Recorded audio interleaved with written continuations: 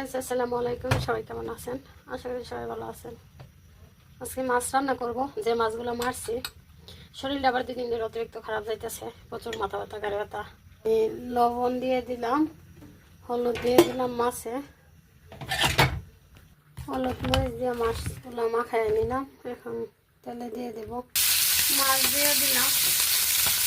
সবসময় মাছগুলো রান্না করি মাথা ফালাই দিয়ে, আজকে মাথা হারাই খাইতেছি, কেমন কেমন লাগতেছে মাথাগুলা।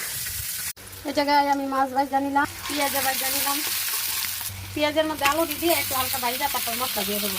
আলুটা ভালো করে ভাজা, তারপরে মশলা দিয়ে দেবো। এই জায়গায় আমার আলু পেঁয়াজ ভাজা হয়ে গেছে।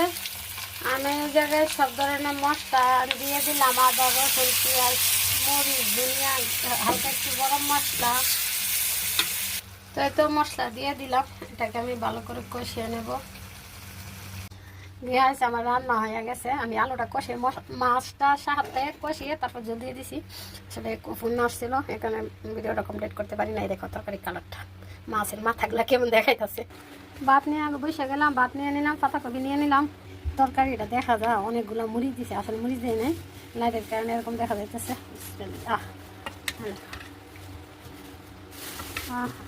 গ্যারানটা সেরকম হয়েছে, গ্যারানটা অনেক সুন্দর একটা গ্যারান হয়েছে। দেখো পাতাকপি আর ভাত নিয়ে আমি খাই।